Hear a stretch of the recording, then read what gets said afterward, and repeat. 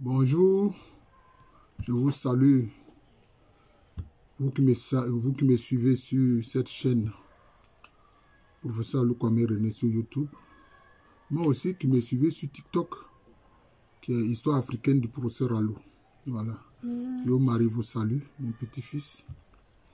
Il faut que nous les Africains, nous soyons nombreux. C'est de ça que les gens ont peur.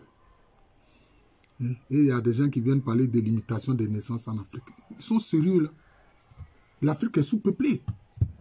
Plus de 30 millions de kilomètres carrés. Pour combien d'habitants? À peine 1,2 milliard. Mais les Chinois, seul leur territoire est moins grand que celui de l'Afrique tout entière. Mais ils sont près de 1,4 milliard. Alors, il ne faut pas écouter les ennemis de l'Afrique. Et il y a des gens qui veulent faire la politique, qui sont des cadres de partis politiques qui adhèrent à cette politique malthusanienne criminelle. Bon, mon sujet c'est de parler du sang. Chez les Akans. Comment les Akans perçoivent le sang. Et vous allez voir que ils avaient une grande connaissance du sang.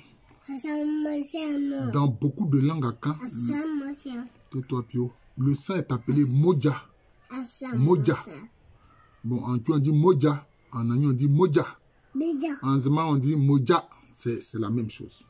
Alors, vous voyez que ce terme a deux composantes. Il y a Mo, qui veut dire la mère, et Ja, qui veut dire le père. Mais Mo aussi, la mère est perçue comme un être qui est lié à l'eau. Le féminin est lié à l'eau pour les Akans.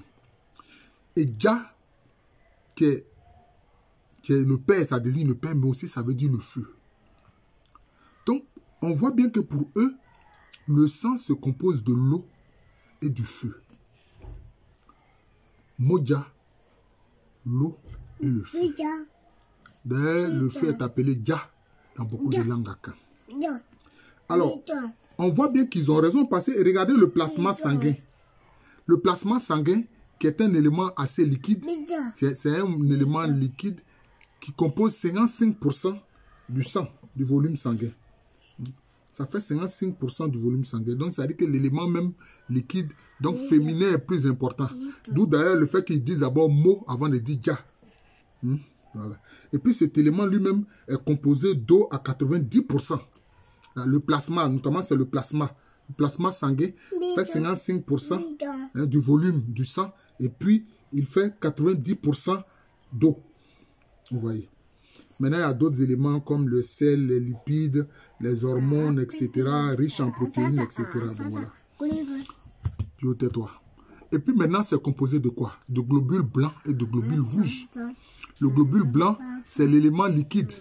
Le globule rouge, c'est l'élément de feu. C'est l'élément de feu. Vous voyez. Donc, les Akans perçoivent très bien le sang, qui s'appelle Moja. D'ailleurs, vous verrez que la plupart des peuples, les sacrifices qu'ils font, le sang est convoqué.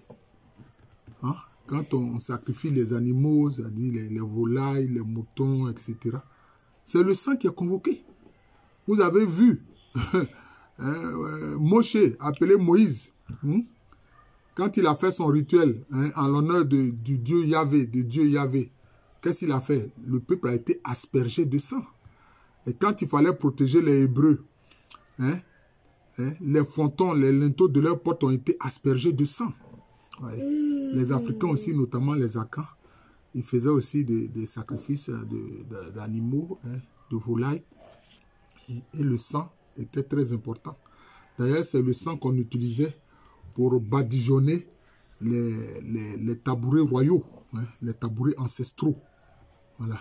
C'est pour ça qu'en Agni, cela est appelé biabilé, c'est-à-dire tabouret noir. Pourquoi? Parce qu'une fois que le sang a touché ces objets-là, quand le gaz carbonique touche ça, ça devient noir. Puis il faut téter. Ça devient noir. C'est pour ça qu'on appelle ça biabilé. Voilà.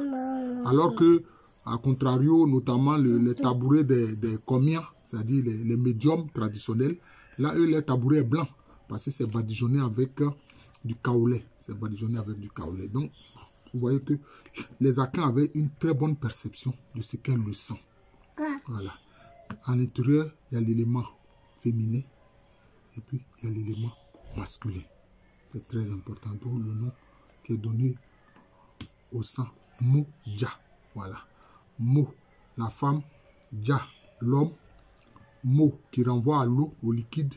Et puis, Dja qui renvoie au feu. Voilà.